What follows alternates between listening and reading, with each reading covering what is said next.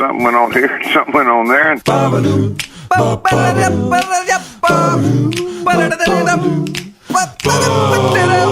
this time on TNT. It's our 40th episode spectacular. We debrief on the live show. We talk about some new shows coming up. And we take a few questions from a few of our buds. All coming up right now on TNT. Let me ask you this right quick, you know what I mean? Hey. Jeremy Taggart, our first podcast since the live show. How are you feeling, bud? I'm feeling great. This is 40? It's number 40. Is this 40? Yeah, podcast is in middle age now. 40? Yeah. Did you, I just turned 40 in April. How'd that go for you? And, it was fine. Like, I thought it was no big deal. And then all of a sudden, like, I had a couple things happen to me where I was like, this is what happens when you're 40. Like, I saw a hair in my ear, like a new hair that was long at the end of my ear. Welcome to ear hair, bud. My first old man ear hair just came out. When does nose hair happen? So, is that 50? Like, gray hair is fine, whatever. Like, nose hairs creep in or whatever, but ear hair is specific. I think that's like, yeah, you've been here a little while. Hey, man, we can't get it perfect. We get it. We make a mistake once in a while here. What is middle age? Middle age, well, I guess, once you get older, there's things start coming and going where, your skin's older and warts start showing up and you start shrinking. And but what number? All that awesome when stuff. You hear middle age, what number do you think? Oh, definitely 40, right? No? I guess. I mean, people are living longer than they ever have. They are, no. Like, I know 40-year-olds, and I feel myself that, like, I might not be too far removed from, being in grade school in my head. So it doesn't feel... I'm sure it's no different than anybody else who's lived on this planet, but it seems to me that it's 40 is kind of like you have enough of a backstory that it feels like a couple lifetimes of stuff. Carol's grandfather just turned 96, and I was asking him if he ever felt his age in his life, and he was like, never. In his head, he said, I still feel like a teenager. So maybe that's something that you never do. Maybe you never feel your age. I don't... Anybody that I've ever met or that it's old or... They've always said that time passes and there's no change in terms of the light that's in your head. I don't think there's an age to that. I like that. It's clearly a measurement, and we get used to trying to find answers to numbers and why things happen at certain things, and they certainly do based on factual evidence of, I guess, life from the beginning, but in terms of stuff happening, it's just you live, and I don't think things change. It feels like you're a little kid still, and you're just starting to understand all certain different things, and it's bizarre. But your body has a way of letting you know how old you are. Like, I definitely notice aches and pains now. I'm 42 that I didn't used to have. But I'll still weekend warrior. Like, the last couple of days I've been shooting some videos, and I've been doing pratfalls and things like that. On Saturday, my father-in-law and I put together a playhouse in our backyard for our girls. And, you're bent over for a few hours. You're hauling and loading and lifting lumber around. You feel that the next day. Yeah. When you're doing the Lee Majors work, the Fall Guy. It's true. But Remember that show? Maybe it's because I use my mouth for a living. Like, I speak things and say things and whatever. Yeah. But every time I use my body and there's some evidence of what I've done, like I built a thing, even if it has instructions, it's still very satisfying. Oh, yeah. No, that's... the strings are popping. So I want to confess something right off the top, and it's if I sound hushed and whispery, it's because, let's tell people two things. One, it's May 2-4. It's Monday night, May 2-4, which isn't really May 2-4. It's May 18th. And the Yeah. second thing is, I'm in Miami. I'll be home by the time you hear this, so don't rob my house. Mi amo. But I'm in a hotel room, and I feel weird about being extra loud guy when I know there are folks on either side of me. Is that Canadian? It's totally Canadian, but it's also mi amo, and you should be partying. Like, isn't everybody allowed? And Okay, so let's talk crazy. about mi amo for a second, because Yeah. I would trade having beats. I've only been there once. Yeah. I'd trade having beats in the elevator for a light switch in my room any day. Everywhere you go, it's like How do in Yeah. the elevators, in the lobby, and everyone's wearing ill-fitting spandex items. And They're made as well. Yeah. the lobby of the There hotel might that I'm as well staying be- in is like the hottest club in town, and everybody calls it the Club. Oh. And it doesn't even get going till Oh. midnight. So it's not even going for 2 hours. Well- We're at late night here on a Sunday, Saturday with the long weekend, but it's now Monday, so it's like this is Sunday night in the. Well, is there a holiday on the Monday down there? No. Memorial Day is that next weekend? No, Next but my weekend's friend just Memorial, told right? me that Monday night is actually industry night. So Monday night is Oh, off the that's- hook at my yeah. hotel. Yeah. Tay Diggs might be down there. Yeah, Dare to Dream. Tay Diggs, perhaps Kanye, maybe a Kardashian is afoot. Well, I was shooting something with my friend on the boardwalk yesterday, and this Miles Teller walked by. Do you know who that is? Yeah, who's that Miles He's Teller? in I a know movie that called name. Whiplash with Juno's dad. Yes, and it was about a drummer, right? Okay. Yeah, well, I wasn't a big fan of the drumming in that movie, but I liked the movie. That movie, like, nobody drums all loud and thrashy like that. That doesn't make any sense to me. Did you watch Whiplash? That's what you should have been, the technical advisor on the set of Whiplash. No, because it didn't matter because it won a bunch of awards and nobody cares. But like if you ask the, I guess musical The drum unity? person, they would say no, like loud and thrashy and as fast as you can won't get you really anywhere. It's generally supposed to be controlled and smaller and fast. If you're gonna try and, I can understand, how hard it is to play high tempos, but to just be all banging and crashing like you're in the Ramones just does not make sense. See, I think Just wouldn't happen. the And drum that line. story with Charlie Parker, the Charlie Parker and is it Art Blakey or Papa Jones, Joe Jones threw the cymbal at him or something? And that's bullshit. It was more like a, first time in, it wasn't so hot. Nobody got that angry, and that's not how things were. And you don't just call a solo if you're doing some concert with somebody and you're pissed off and everybody's like, oh yeah, go for it, just show it up. Like those things just don't happen. So do you think thrashy that's true of all music or of drums specifically? Well, I mean, it's that movie was specific about, like, I guess a Juilliard type Right. jazz drum ensemble. And, if that's what it is, then it should be very concise and contained and just very controlled. And that was the last thing that was. Because I would always argue that one of the hardest bass lines in music history is With or Without You. Because it's so simple and so exposed that if you make How's a that mistake... hard, though? But if you make a mistake, Sure. you have to keep it up for 3 minutes straight on tempo, and yeah. it's simple. You make Whereas it- if you're Mark King from Level 42, you can just snap it and slap it, and it sounds... No, see, yeah, but those are two good examples. Like, and I'm a big Adam Clayton fan. I was hoping you were going to say you're a big level. Level 42 fan. I don't like Bono, but I don't like that Level 42 guy because he just could, he's clicking and popping and pounding the bass like he's Mr. Hero. Something About You is a And good I jam, though. remember- Sure it is, but it's just also shows the cheese factor of what Mark King... I think is we've it Mark established King? that I'm okay with the cheese factor. Yeah, that's okay, but people love that stuff. But, I mean, Adam Clayton was a little more kind of cool and chill, but it's like he's enjoying it. When you're playing a good groove like that, it's fun. Like, you're not going to... If you slip up and screw up, that means you're not really thinking about anything. I would just you know? get so You inside have my to head, be- though, because it's so simple. You'd start to think about, like, you're dry cleaning, and then you lose track of where you are. No.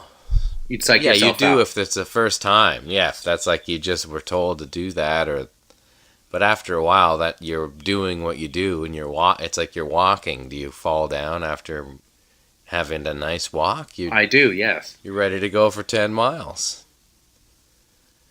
All I'm You saying do. is I don't know why they have to have beats in the elevator. I hate that. The treadmill feel? Yeah. Like you're on a treadmill while you're checking in, and then you're on a treadmill in the bathroom. And I it's also like think you really, they might pump cologne into the hallways. Everywhere you go, it smells like Dracoir Noir. oh, It smells like you're at the Palace at last call and there's a machine in the bathroom for Dracoir Noir. yeah, Miami is a tough city. Like it's just kind of, it's got its own cheese factor that's just itself, and I don't like to go there too much. Also, I'm curious as to Sorry what the there, people bud. here do for a living. Like, it's 11 o'clock on a Monday and people are just like running. Like, what'd you do today? I went running. Right. And then what'd you do? Yeah. I took a break and then went running again. Like, who are these people? Well, it's Miami. It's Will mi amo. Smith. Remember that song? Yeah, bienvenido y mi amo. Yeah. So let's debrief quickly on the live show at the Rivoli. I was, Yes. first of all, in all sincerity, I was so moved by the number of folks that came out on a Tuesday night, bought tickets, Yes. bought drinks, were happy to Yep. be there. How familiar they were with the show. Some of the stuff that we've done, I honestly didn't know how it would translate. I didn't know if Poem Sand would work. I didn't know if Hit the Post would work. And they both did. And it's because the Bods were so into it and came to play and came to have a great time. It was really a highlight of my life. It was really cool because Yeah, we've been doing this thing in a vacuum for over a year. And you Yeah. grossly underestimate how much the show means to people and how attached they are to the whole concept of Canadianity. And to see it up close and personal was really cool. Yeah, it really felt like we were just there with friends and talking and having a good time with some buds. And So- that's what it felt like. It was easy to do. We you know, it obviously we can't wait to do more and get a feel for it and make it, you know, even better. But it was really awesome to do and to kind of feel the excitement and demand of the ideas and the fact that the people coming felt like they can divulge their thoughts, because there was a lot of, I guess, conversing going on when you're in Totally. that environment. And that's the best thing about it is just kind of getting a feel for the people there and the amount of people that came from different places and hearing the stories of all of them. It was amazing. So cool. Well, and I just love the fact that, people will be walking around in I'm a Bud t-shirts, and the idea of two Buds seeing each other out in the world and having that connection, that's so cool to me. So we should tell Yes. the people a couple of things just as kind of housekeeping. The first is we're working on making merch available through an online merch store, because you've been Yes. kind enough to ask where I can get an I'm a Bud t-shirt. We're on it. And the second thing is we wanted to do a live show to see if it would work, how it would translate, and of course our bigger plan is to take it to places all across the country. So let us know via the internet service where you live, where you'd like to see us come, and we'll certainly factor that in and use it as kindling for the fires of planning. And I think we can even go so far as to say we're looking at hopefully the fall to do as far east and as far west as people will have us. Yes, we are going to go infiltrate Canadianity and see where Canadianity lives. Which is really for exciting. sure, on all fronts. Yes. We can't wait to get to Fredericton on July 17th, 18th. I'll tell you that, eh, Bod? Yeah, if you How haven't seen it, about we're that? hosting the Fred Rock Music Festival, and the lineup is awesome. Yeah. Blue Rodeo, Hey Rosetta, Joel Plaskett. But I'm also excited about like East Coast Love Story and Highs and some of the bands that don't have as big a profile. The Stanfields are Yeah. a great Nova Scotia band, and it's going to be a great 2 days of rock and partying. Yeah, I've never been at a festival like this where I'm just kind of enjoying the music and talking about the music and enjoying it with you, that'll be a real gas. We've already had some amazing emails and tweets from people talking about coming, and it definitely is going to feel like a homecoming for us. Well, you know what we should do eventually is have an annual Bodstival.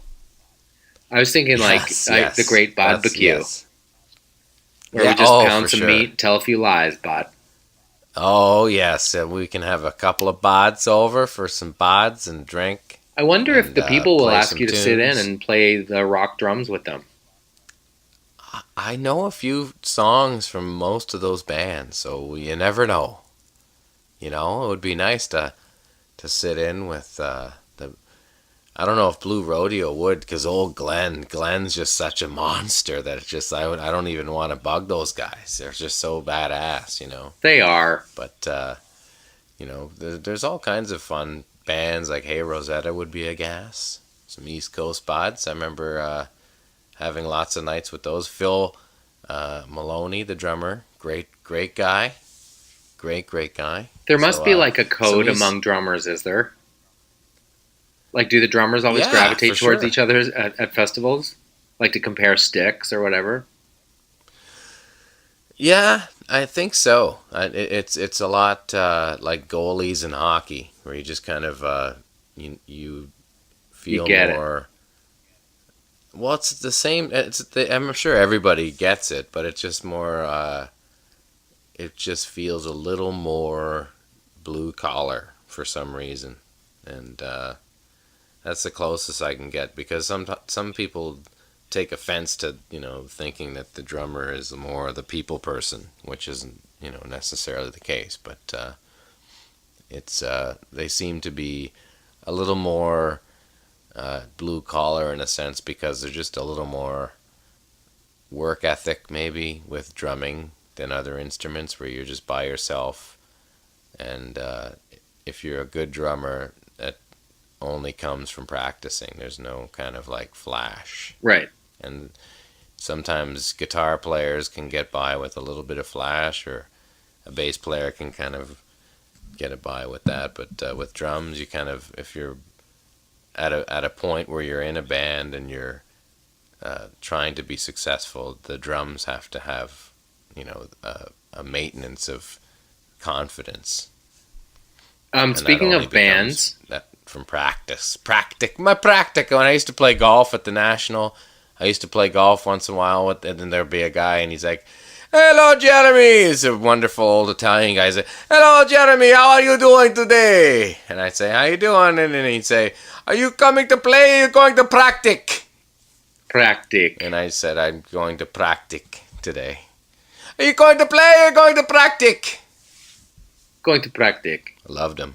I love that guy. Our band Miniature Ponies has a gig on June 20th at Onslow Junior High School. It's a benefit for the community center in the community where we live, and we're opening for another band. Where we used to live! But our problem is everyone... That's the old apartment song, if you didn't remember that. Oh, is it? Where we used to live, yeah. Everyone in our band works in film, so it's been hard to practice. We'll get back to that. We got to get back to that, sorry. It's been hard to practice because everybody works in film, so everybody's working different hours, and we don't get together enough. Yeah. And that scares me. It does? Well, a little bit, because for us, it's a big gig. We've played 2 gigs so far to like under 100 people, and suddenly it might be 500. Like to us, that's a big deal. You guys? That's why are you gonna fire a B&L tune in there? Oh man, we should. Why not? What the frick? Well, because most of what we do is kind of countrified. I guess we could do country twang B&L tune. Why can't you do a country version of Jane? Do you know what we've been working on? Jane! You Might Think by the Cars. That's a good tune. Yeah, that's a great one. Been working on that. But I think you could do a Jane, like an up tempo country version of Jane. Yeah.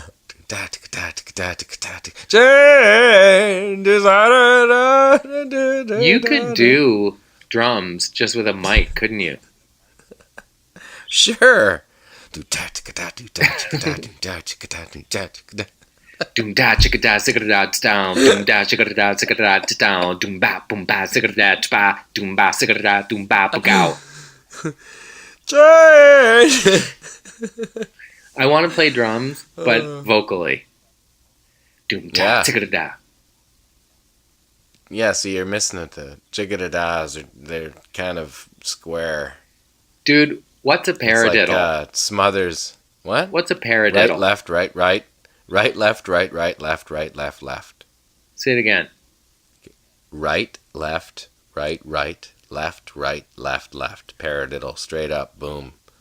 Boom. Is it Get called a on paradiddle with it. because Rudiment. it's onomatopoeia? Because it sounds like how you hit play it? Paradiddle. I think so, probably, yeah. So Yeah. why isn't there a Or, word like you know. blah, sit down? Well, because what is that? There's, flammadiddles and triplets, and they all have a sense of the verb, of, I guess the word that is associated with it. They all, double strokes are sometimes called mama dadas, because it's right, right, left, left. That's got to be onomatopoeia. Mama dada, mama dada, mama dada, mama dada. Sure. Yeah. Paradiddle, mama dada, paradiddle, mama dada. Paradiddles, mama dadas. What Hey. what song have you played drums on that you think that's me at my best? Me at my best. Like what song are you like, I don't dude, know. I crushed that.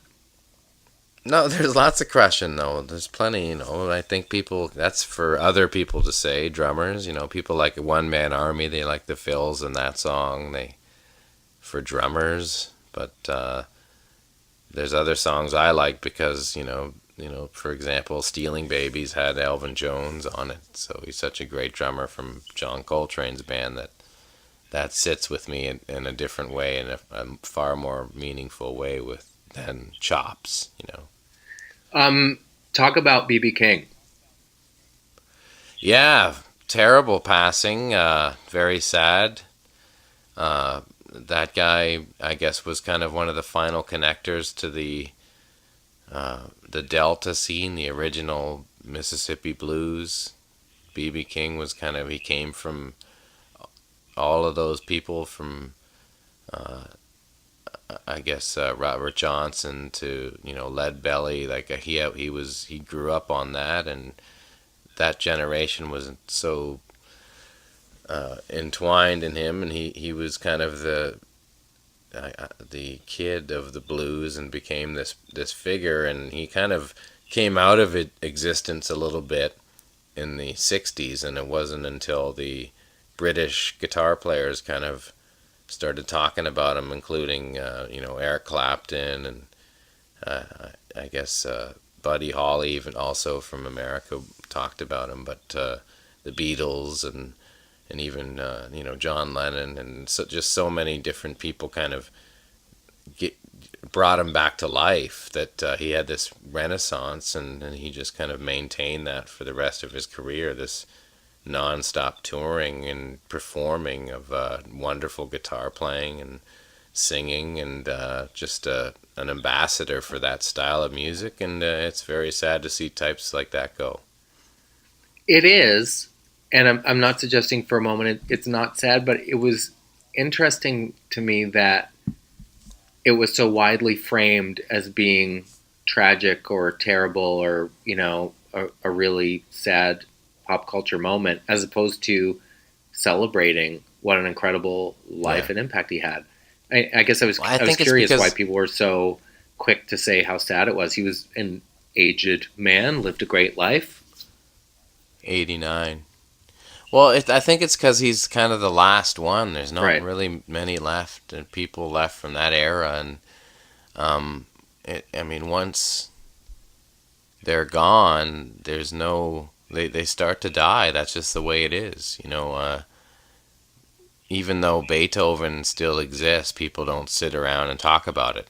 Kids and whatever else. There's a small percentage of people. So that's music that survived hundreds of years. Imagine now, like even the Clash, the Clash becomes Green Day, and the Beatles turn into whatever other pop sensation is there. So now you have people like B.B. King, and especially for me personally, when you see jazz musicians pass away and go, there is no one to kind of be the PR for that legacy genre, of music. right. It just fades out. There's no corporate entity that continues it as a whole. It just dies. So it's really sad to see the American blues. There's no real figureheads and spokespeople left. It's very sad. That's probably why. Sick it down to town. Let's take a break on TNT. Sick it down. Let's take a break. Hey, Jeremy, will you come back after the break? Promise. Sick. Where's my beer chair? Keep it down, JT. It's Welcome loud. back to the 40th episode of Taggart and Torrens. Just to remind the people, Keep it down on the May 2-4, baby. I'm trapped in a hotel room in Miami trying to be courteous to my neighbors on either side. It's Monday, I'm in the May a 24th bedroom weekend. at my house. Yes. Are you having to keep it down, bud? I have to keep it down a little bit. Just because you're keeping it down, I'm going to keep it down. Oh, that's nice of you. Because there's school in the morning. Kids. How many hotel rooms have you stayed in your life conservatively? Thousands. Oh, two thousands, yeah. Do you have a So favorite many. hotel in the world? I like ones that have feel, The Phoenix in San Francisco's got a vibe. It's totally Motel 6, but like you feel you're there. Not that it's great. You feel the there's ghosts? nice hotels. I was in one in Marbella, Spain that was ridiculous. Like, it just felt like Picasso might have been, the guy who put the rooms together. It Cool. just felt so cool. The Hotel Saint Antoine in Quebec City. That's a nice one. That's one of my favorites. That's not a newer one, but beautiful. Nonetheless, I might have the name wrong. I think I got it. But I like being in hotels in New York. But if you're trying to keep it down, like keeping it down. Like, I remember one time being in a place where the side guys were like keep it down, and I was with a couple friends, and we were like downing the minibar. And this was in like Orlando or something like that. Just downing this minibar, and it was like the biggest minibar I've ever seen. Like, there was It was so a many maxi drinks. bar. Yeah, when they have like every different type little bottle, and you just kind of Mix. like planes, trains, and automobiles, just crush it all. And we were already drinking downstairs, so we crushed all of those, and we were like jumping around. We put the beds together and started jumping on them. Like that kind of banged Oh my up, like gosh. just madness. And I think I had to catch a flight in the morning, so my smart tour manager, Kevin Meikle, at the time, was he said to the front desk, did you have any complaints last night? And they like went right to the room that was complained about, and he went right to that room, and I was in there passed out, or else I would have missed my flight. Ah, So he had to carry me on his shoulder, like down to the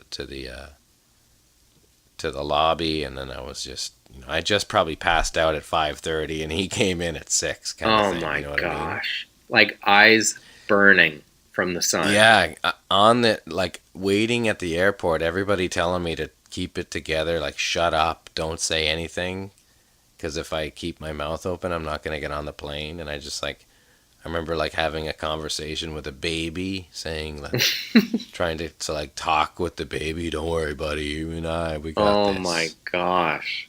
Yeah, there's just a mess. And then I passed out on the, and it was a connector flight from like Orlando to Denver, and like the flight stopped but kept going somewhere else. And I remember waking up with no one on the plane on the connection, and they were vacuuming in between my feet. Hideous. Like, totally, how greasy is that? Alone, Oh my getting the vacuum gosh. between the legs. Just like sad sack. So what happened?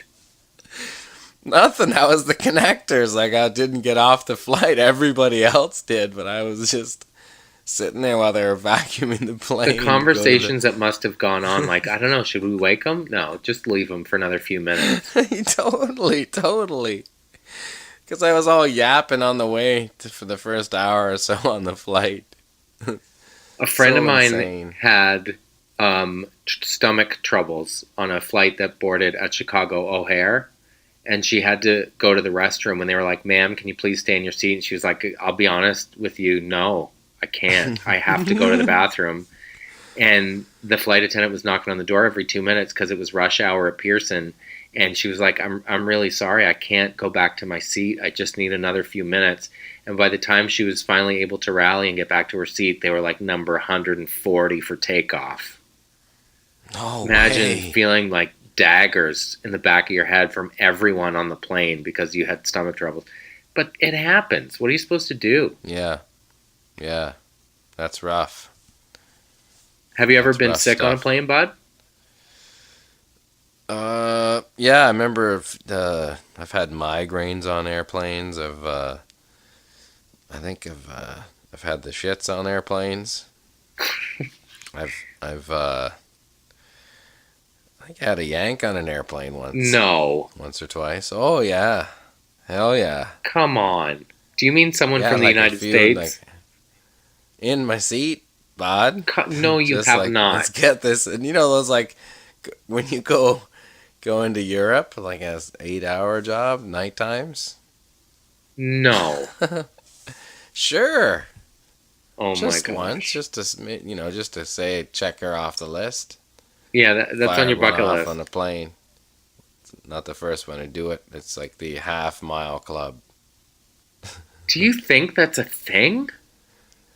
I don't know. I did it because I was bored, not to be a part of something. I did it to pass time, not to be on a list. I love that I throw out these Hail Mary, like, have you ever? In the back of my mind thinking, there's no way. And I don't think I've stumped Yeah. you on one yet. No, come on. You've done them all. You go on flights enough, and you're on long ones. I remember going on, like, flights to Maui twice a month. And those are like 11 hours. Like, what the hell else do you do? You know what I mean? You watch a few movies. Consistent. Watch a few movies, a couple movies. You snap one off. I did that one summer, not that. I was working in Honolulu and Halifax because I was doing Trailer Park and a show for the Travel Channel. And I think 3 times in 12 days or something, I went back and forth. And I watched Nacho Libre 3 times and forgot that I'd seen it before. Why would you do that? That's fucking ridiculous. I can't stand that guy, man. Jack Black. I think... Why is he in movies? Because I keep waiting for him to return to his high fidelity glory. Yeah, that was one movie. Here's the thing about high fidelity. Nick Hornby had a lot to do with that. Wrote an incredible book that was so London-centric. And I was really worried when I heard they moved it to Chicago and it was going to be a John Cusack joint. But I saw it because I really liked the book. And Jack Black was awesome. I think that's all you want is a pinch of Jack Black. I don't think you want Nacho Libre. I know, but you're talking about that's like his first movie, really. I know, and it really made me laugh after that, a he lot. was fucking awful. Just, like cheesy and annoying and the same guy. He's still the same guy. You hire him tomorrow, he's going to do that guy again. Was he was School of Rock, right? That. Huh? He was School of Rock. Yeah, no, I don't, like, I'm sure the kids think it's funny. If it's one of those things, like, it's funny once and then you can't get past it. I don't know what it is. Like, Will Ferrell, for some reason, I can handle it when he does it over and over, his shtick. Like, I appreciate it for some reason. But, like, Jack Black, it just seems so one-dimensional and, like, woody. See, that I can't hang. Will Ferrell is fundamentally very funny. like just to his core. Yeah. But I went through a phase with I Will think he has- Ferrell where I was like, he's actor Barbie. All they do is scotch tape a different uniform to him. He's a soccer coach, he's a high school teacher, he's a whatever, but he's still doing the same shtick. And then I realized that the Will Ferrell of it all is bigger than the actual character he's playing because his lines are so insanely funny. You just go along for the ride, and kind of what he's doing doesn't matter. Think about how hard that is to sustain like validity in Hollywood in comedy. I can't imagine for that long. Like Jim Carrey was, I thought when he was doing 20 million a film, people thought he was never going away, and he did. Like Will Ferrell's kind of trumped that. He's gone further. He's been out there now for almost 15 years doing these movies, and he's still going. But he hasn't. Adam Sandler is the same, but Adam Sandler, I think people have all understood that he's not funny anymore, and they're just like shitty movies. Like everyone is terrible. But I think Will Ferrell kind of people give him a chance. I think the fatal flaw, though, of a lot of comedians is that in their desperate effort to be validated as an actor, they start punching above their weight or working outside their comfort zone, and people don't necessarily want to see that. It's very rare that people can make the leap. You know who did that really well was Robin Williams. Went back and forth between comedy and drama, and if he had glasses, you knew it was probably going to be serious. But, I mean, totally. He was really good in Good Will Hunting. He was really good in Awakenings. But obviously also amazing. Very funny comedic actor. But then kind of like even he fell kind of, I guess, into the trap of being a character. I think that's what Will Ferrell doesn't have to worry about. It's because he can only be Will Ferrell. So they only make movies for him, where Robin Williams is still kind of like, he would go in for a film where he wasn't like in the inception of the idea, But the interesting thing is there's a certain point in people's careers, like Rushmore by Wes Anderson is one of my favorite movies of all time, and Waiting for Guffman by Christopher Guest is another.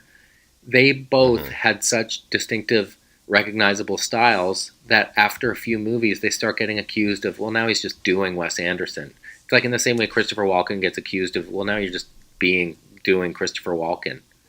Like, that's kind of the thing that they became known for, but as a society, we're pretty quick to turn on people and accuse them of just ripping themselves off. What a weird critique. Yeah. Well, Rushmore is a good example. Is like, is that movie, I liked that movie. I thought it was good. I love that they use, like, quirky music, like a quick one by The Who was in there, and but also it is a formula of a certain thing, and kind of I guess a thumb in the nose of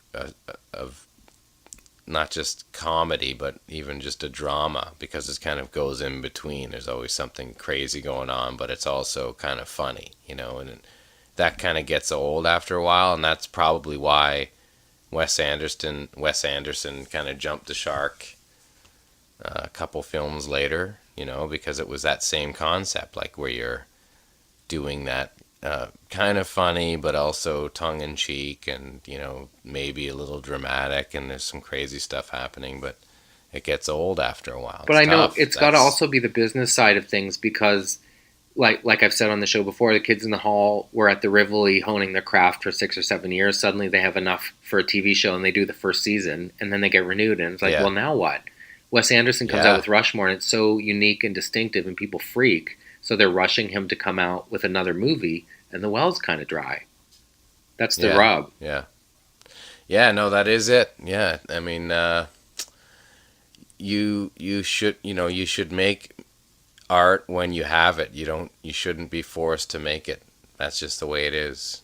I think it's like, if you're supposed to do it quick version, then you shouldn't be doing it. It should be someone else who has something as valid and as exciting. And that's kind of the problem with Hollywood, is you do one great thing, and all of a sudden you're given license to do 6 more great things, and they're not that great, as opposed to looking for the next great thing. And that's kind of the way it was in the past. If you were somebody like from, I don't know, Lindsay Anderson or something, a great filmmaker, or Martin Scorsese or something, where you're making you're given license because they know what you're going to do. Nowadays, it's just I don't know if there's too many cooks with producers and all these people that want to have their piss stain on it, but it just the product isn't the same because there's not one vision that's trusted, you know. Well, it's also a little crazy with the remakes. Mm-hmm. But I mean, it's Well, what the is it? age-old Yeah, issue with exactly. art and commerce intersecting. Yeah. Well, think about movies. If you're an actor with all these comic book things going on for action stuff, like major motion pictures seem to be just comic-based driven remakes of whatever happened in the past. So good luck for trying to, make your mark in the Brando scene. Did I ever tell you about having a commercial agent in LA? No, maybe not. I'm terrible at auditioning. I really don't do it well. I haven't done it a lot in my career. And I'm apologetic and sheepish and feel like I'm wasting people's time. And I feel bad that they've seen 80 people and I'm probably not the guy they're looking for. So my manager, said, that guy. I want you to get a commercial agent so you can get used to going into the room and auditioning and build a thicker skin and kind of get better at the art of auditioning. And I don't know if you'll ever book any commercials, but I think it's just a good exercise. Have I told you this? I don't think so. So I'm suddenly doing like the new Titleist 338. Man, watch it fly. And realizing how terrible I am as an actor. I have a whole new respect for people who can take a pull on a can of Sprite and look at the camera and say, that's hard, dude. And some people are really good at it. There's so many different things. Yeah. So I went to this audition for a casino in Vegas.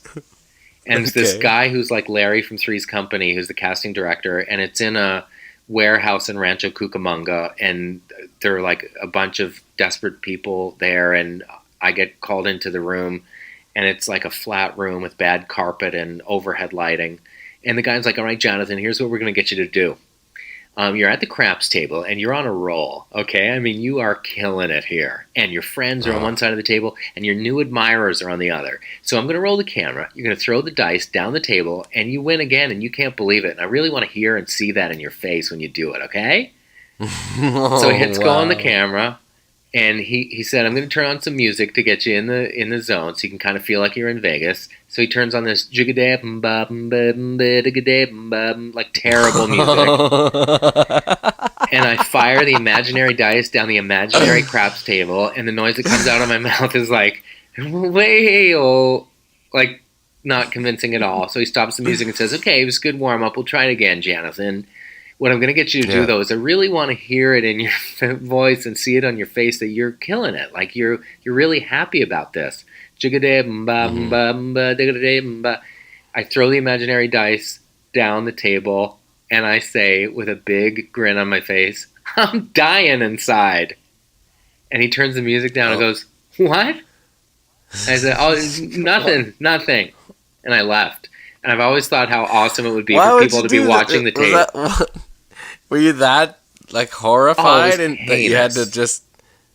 I didn't even go on some of the worst ones, but I have friends who've gone on ones where it's like they bring in 6 people at a time and get them to all take a drink of Sprite and all go and then leave. How devastating! So you were like, "I'm not doing this." No, that's what you were thinking. Dying inside. Yeah, very dispiriting, but. I say sincerely that the people that are good at that, that's really a skill, and it's really a skill I don't have. And I've also said before, the older I get, the more I realize it's important to know what you're not good at and quit trying to mow that grass. No kidding. Is that Richard Klein? Is that Larry? Yeah. Who I think has an acting school in the San Fernando Valley. Yeah, that's right. You told me that. You told me. Did you? It's almost worth taking a class there. It's almost worth going. Did you see him going behind the girl's shoulders? Like, yeah, that's good. Yeah, the Regal Beagle. Did Richard Klein win at Life? Discuss. I think so. If he's in the San Fernando Valley doing a little acting classes, sure. Yeah. This is what I think people get wrong all the time. He won the lottery, has a memorable role on a show that was impacted a whole generation.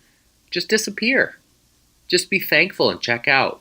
I think when it starts to stink is when people hang around too long, wanting to get it back or still trying to be in the game. Like, I guess it must be hard when you're in the middle of it to be objective about when it's over. Yeah. Oh my God, is it over for us, bud? When it's like you hear about like the Bonaducci thing, or, people that are trying to stay on TV or whatever, and it's just like not so good, Al, continuously. I auditioned a bunch with Danny Bonaducci because he was trying to get back on camera after going through a bit of a hard spell. And he brought his wife to the auditions with him, and he was trying to sell, like, we're kind of a tag team, like we do kind of a vaudeville thing. And it was devastating. Nice. Douchebag. Just like sad, too much. It's too much, bud. Gotta know when it's over. Hey, let's take a break and then get to some of these wonderful questions from the TNT. That sounds great. Twitter feeds. The 40th Keep It Down episode of Taggart and Torrens will continue in a moment. And we're back at number 40. 40. So, Buckets TP sent us a tweet that said, can you give May 24 some Canadianity context for us culturally deprived Americans? Love how many Americans listen to the show, and love how they're proud Americanadianity. May 24, go. Well, it's just basically famous as the third weekend in May, the Queen Victoria holiday on Monday.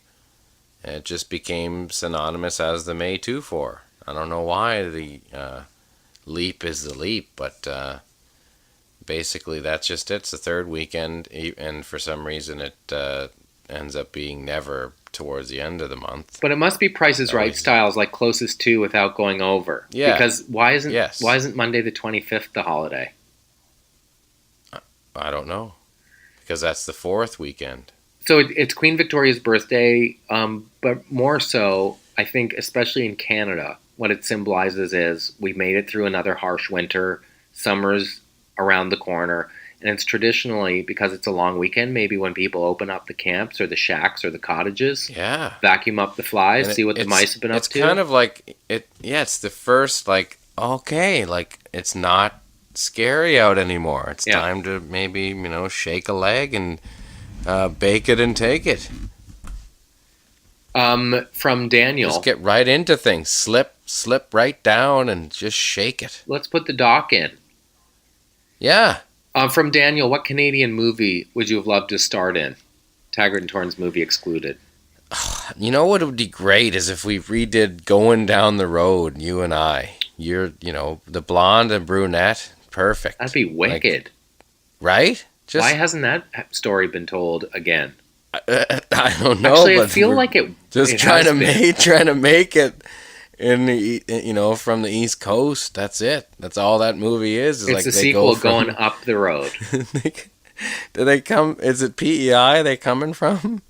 Yeah, I think so. They're literally, they go right to Toronto to try and make it, and they do not. They fail. One of them gets a girl pregnant, and it's over. They break up and everything. It's terrible. But Going Down the Road would be a classic remake, and I would be fucking all over that character. Same.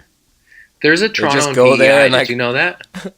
They go to Toronto thinking they can just get, and SCTV made a great parody of it where John Candy and Joe Flaherty did it, and they let's go and get some lawyering jobs, some doctor jobs. Aww.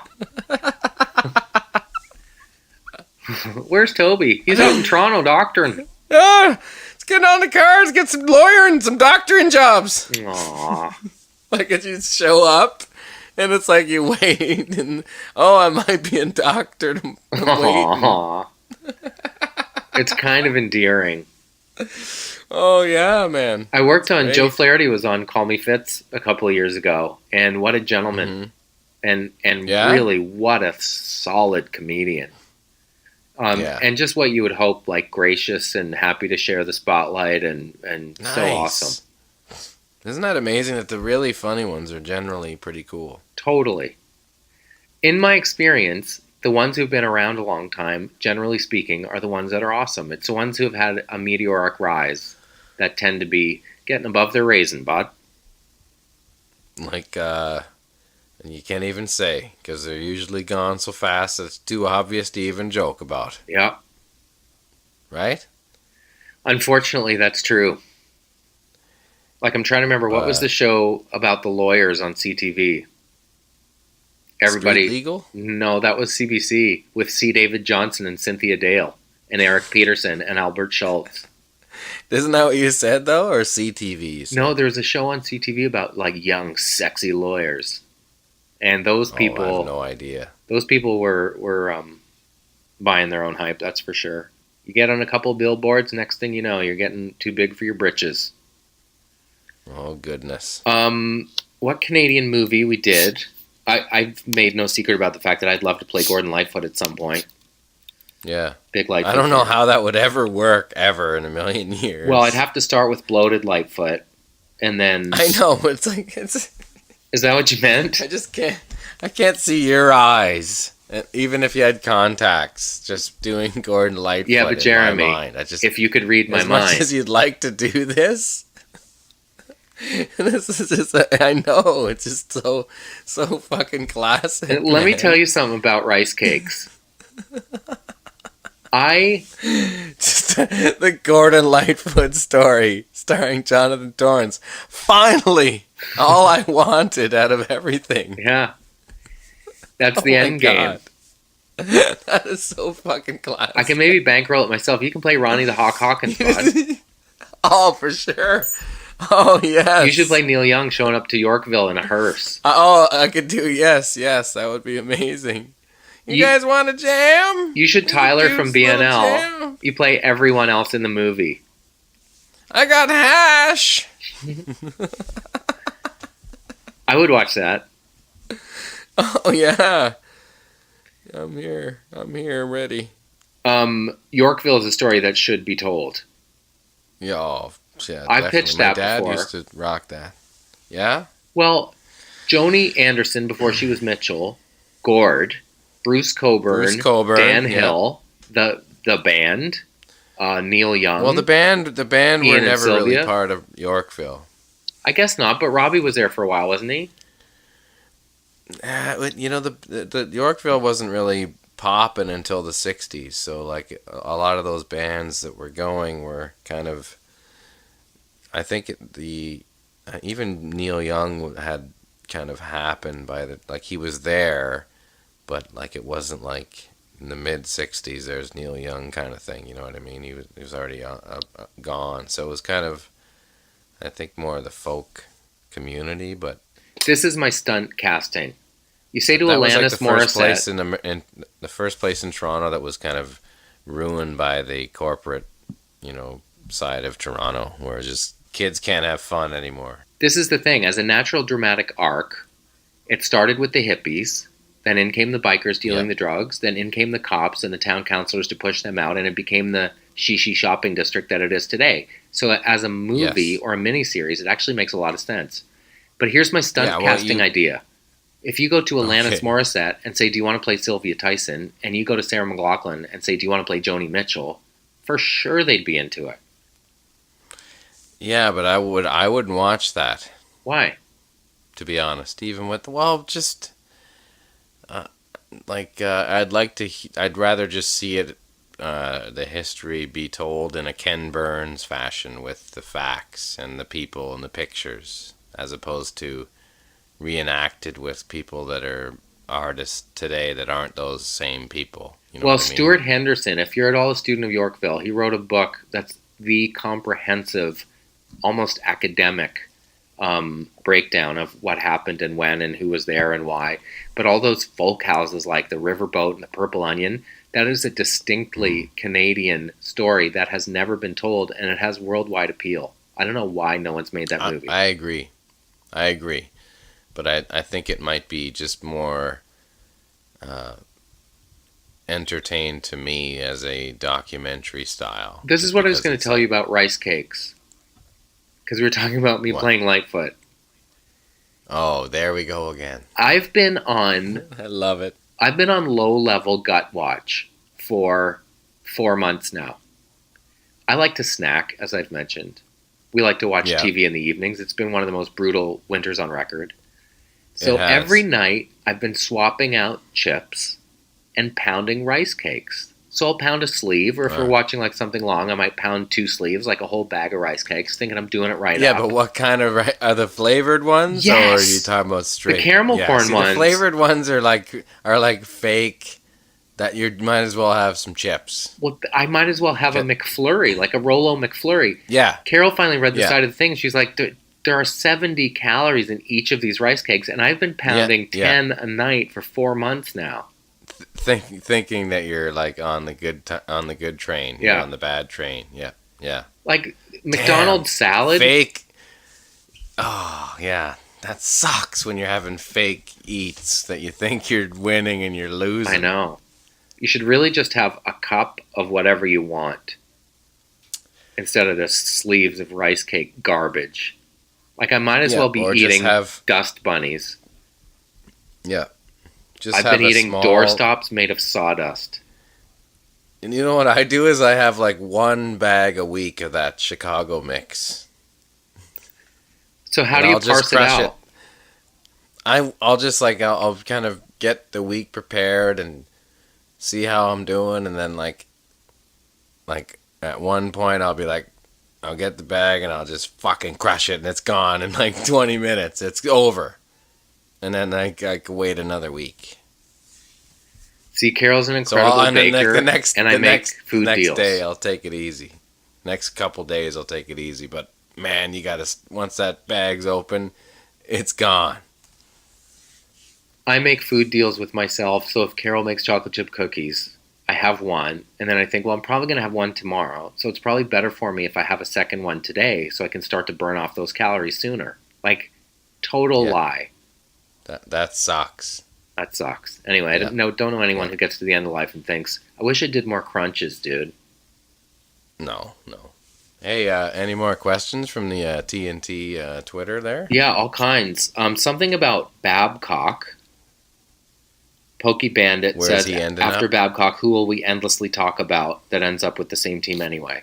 Yeah, talk about ridiculous. Like, I understand that a coach can help a team, but, like, it's still, wherever he goes, like, it still has to be the team. And sure, it's great to have somebody like that. But that, he's the kind of guy where he's like, everything's going to change and stuff's going to go like an earthquake. Well, his pedigree is incredible. There's no question. Too much hype. And prime example, Taylor Hall and Jordan Eberle were playing incredibly well under Todd McClellan at the Worlds. But then you see something like what happened with LeBron last week, where he overruled the coach, changed the play, and won the game.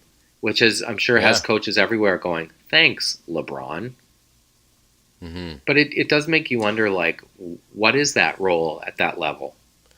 I don't know. I mean, I know coaches in hockey are important. I don't think managers in baseball, like John Gibbons in Toronto, like, I don't think it matters anything. Like, they don't really affect the team in baseball. They just kind of hang out, and there's someone to complain about. Like, because you do see guys like, I guess, Madden, had a lot of success in Tampa.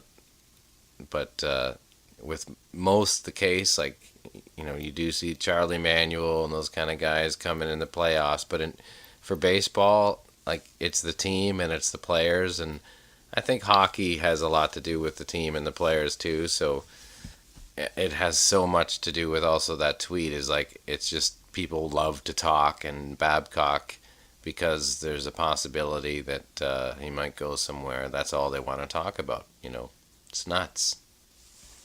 Well, he's not going to Toronto, is he? I don't think so. I don't see the point. You have someone like Shanahan there who is supposed to be that type of person where it's like, I'm doing everything and it's the ground up from me. You bring in Shanahan who's going to do that as well. I see them only butting heads, if you ask me. So I don't understand what the point of that would be. I can see him having a lot more success in a Buffalo or a Philadelphia, to be honest. I have a feeling the Oilers are going to trade Taylor Hall. Why wouldn't they? I think they're going to chum the waters to try to get a high-end defenseman They or need some. a goalie. Yeah, well, I mean, if I were a great goaltender, I would be looking there, same as defenseman. I mean, I was joking around with people on Twitter about PK and Carey Price. Oh, me too. Thinking like, well, do we want to win a cup in the next 3 years? Is this really going to happen with this team? And you look what the Oilers need, and it's not that insane in terms of a lot of contractual buyouts and arms put behind backs. But if somebody wants to win a cup, they'll go to that, the idea of that offense. But at the same time, the Oilers need that big time, or else they're still in the same position as they've been in the last 3 or 4 draft picks. They should merge at Montreal. Who? Yeah. Fuck. That would suck. They'd be unstoppable. That's not cool. Yeah, well, that's the way lots of teams could merge and be fantastic. I guess. That's a pretty dumb thing to say, isn't it? What's the next question, though? Any plans for a live show in Halifax when Taggart comes out for Fred Rock? As we mentioned, we're working on that. This is a good question from Kirk DeGosta, former Bot of the Week and mechanic on the Shipmobile for Trailer Park Boys. Really helped us out of a jam last year. Nice. What's the worst meal you've ever eaten? What was it and where? That's pretty good. Do you have one off the top of your head there, Jonathan? Well, culturally, I feel a bit weird about sharing this because I don't want to brand it as the worst meal I've had, but it was certainly unlike anything I'd ever had before. I was in a northern community, and the grade 4 class had just shot a caribou, and they just quartered it on a plastic sheet on the gym floor and invited the guests to help themselves. And what do you mean, like raw? Yeah, grab a scoop, pound it. Yeah, but that's not. That's some educated eating right there. Oh, don't get me wrong. That's why I'm reluctant to say it's the worst meal I've ever had, because I totally get it, and it was an honor to be in that environment and have a traditional feast like that. But as something unlike anything I'd ever eaten, that wouldn't maybe naturally be something I would choose to eat in that particular way. That was a different experience for sure. Because I've had caribou, I've had moose stew. Oh, caribou's amazing. It's delicious. Caribou burgers and caribou steaks and caribou chili, really good. Yeah, wonderful. But raw off the quarter, and I don't we also know if had I could do that. Muktuk, which is whale blubber, and that doesn't really break down. Yeah, that's like a chew for days, right? Yeah, and that's kind of the but point. I mean, it stands to reason, just texturally, that's not something that we're used to eating. So, of course, it was a little different. That's why, again, let me be very clear. I'm not saying it's the worst meal, but it was certainly probably the most different experience I've ever had. Yeah, that's tough, because my worst meal would have to be at a really great person's house, and they made pasta, and it just tasted like they put like dish soap in the pasta. Like terrible. Did you finish it? No, I ate half of it and said I was full, kind of thing. But it tasted like it was being poisoned. I can't say who it is. It's a famous person. Really? But it was like, yeah, they Mike Reno? They made it. No, imagine. Mike Reno's house. That's how rumors get started. That, yeah. It's like one of those things where you're at a famous person's house and they serve you this food and you're like, you're supposed to eat it, but it's like, imagine you had pasta that tasted like they put, like, instead of, there was clearly like some sort of tomato sauce, but it's like they probably, instead of olive oil, they used dish soap at the top. And there was just weird taste throughout But the they whole must thing. It have was just known. Like, if hard that to was eat. my dinner party, I would say, oh my gosh, you guys, clearly something didn't work here. Please don't eat it. Let's get some pizza. No, but everybody else was crushing it, like no big deal. Are you sure That's why I you was didn't like, just have oh. dish soap in your mouth? No, man, this was just something beyond. Like, believe me, man. I went, I didn't. It was everything about it, like the whole, like when you eat something and it has like a taste to it that doesn't go away, every little bit of it. Brutal. I And got sick maybe one New being Year's nice Eve with this soap. after eating a bag of mesquite crunchers. I got the flu, and my girlfriend at the time was there, and we'd just broken up, and her flight didn't leave till New Year's Day, and I was sick on mesquite crunchers and having to talk about why things weren't working out. That was one of the most heinous food experiences I've ever had. That's greasy. Favorite cottage activity other than getting banged up from Colin Haggerty? What? Favorite cottage favorite? activity other than getting banged up? Oh, well, I mean, clearly, canoeing is a great time. Kayaking, hanging out on the fire, marshmallows, s'mores, I love the few fire. laughs. Yeah. I love a good Talking? fire until somebody brings out their guitar and plays Wonderwall. Oh, yeah. We talked about Yeah, doing a top yeah. 5 about, and maybe we'll in the next one. Top 5, Yeah. dude breaks out his guitar and everybody goes, songs. Yeah. Wonderwall would Dude, have to dope. be on that list, although we do Canadianity. Yeah. Yeah, no, it's, yeah, like if somebody starts playing The Boy Inside the Man, not a good move at the fire. Right? The Boy Inside the Man. I like it when people don't know that many songs. but It's like I like the song, but I don't like come the second chorus. Like imagine how long that's gonna feel at the fire. or they start Summer of '69 in A and then realize it's actually in D and restart it. Yeah, but it's just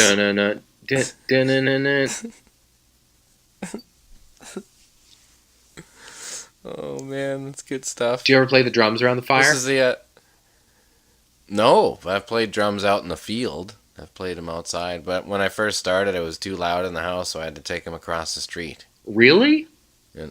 Yeah, in Toronto in this park. I would go down in this park and just kill it in this field. Ronnie as a church. drummer wouldn't be cool with you playing drums in the house? Well, no, because I lived in an apartment. So, like, apartment building, like, in Weston. So Do there was your just, like, kids you play can't- instruments? Well, we have drums around, and there's guitars, and they fiddle with them, but I was, it wasn't until I loved the instrument enough to want to do it. And like a sport, you don't push them, you let them have fun with it. So there's instruments there, but I'm not pushing them into it, that's for sure. I wanted to learn how to play the guitar when I was 5 of my own volition. And then every couple of years after I wanted to quit, and my mom would never let me quit, and I'm so thankful that she didn't, because it's a great joy, right? To have that skill. No, for sure. But it is a Absolutely. fine line. Like, we're going through that now with our kid who's 5. If they do activities from kind of every genre, like they play a sport, they play an instrument, they do a ballet or a dance kind of thing, and you could have activities every night of the week. How do you pick? Yeah. No, I know. Soccer. Got the kids starting Wednesday night for soccer. Boys. Yeah, Shug's going to play soccer this summer. Timbit soccer, Yeah, bud. there you go. Timbits. I like Timbits. I crush Timbits. Favorite kind of Timbit? Go. Crush some. I like those, what's the cruller type ones. If the Honey cruller. yeah, if they have them, those are rare. After another But, breakup when I was probably 20. Remember the cherry ones they used to have, the cherry Timbits? Yeah. The filled ones. Those were the best, but After they a don't breakup make- when I was 20. not filled. Like the cherry cruller styles. Oh, Like gross. sourdough is my favorite donut. The glazed sourdough. I love those Timbits, the sourdough ones. Um, Fucking crush 12 of those in 2 seconds before you even know it. I'll fucking crush them all, crumbs. After a breakup when I was 20, I went to Tim Hortons on Spring Garden Road, and was there kind of at midnight, and was obviously kind of, not in a rush to go anywhere. And they let me go downstairs and make the donuts with them. I was there overnight till 7 in the morning. Yeah, it was really cool. And they used, And it was like full on the old way where they weren't frozen. They made them in store. Dude, I got a Canadian maple the other day, and she said, careful, it's just out of the oven. And it was hot on the outside and frozen inside. Yeah, because they're frozen. That's the way they do it now. They're not baked from scratch. I got a Canadian maple because it has less calories than a rice cake. Oh, now it's time to go full bore. But they have like Blue these, Jays they have donuts. syringes to put the stuff inside the Timbits. I didn't even know. But Timbits, I don't know if they still do, the filled ones. They have a little hole, and that's where you jam the needle in and pound it full of liquid. Okay, now it's time for some snacks. Let's get the hell out of here. Thanks a lot for this good times on this week on the TNT there, bud. Hey, thanks for letting me keep it down, bud. This is the Keep It Down episode number 40. So well, we're middle-aged now. We can't be making noise like we used to. All right, bud. We're going to be loud next time. Nighty-night, bud. Night. Goodbye.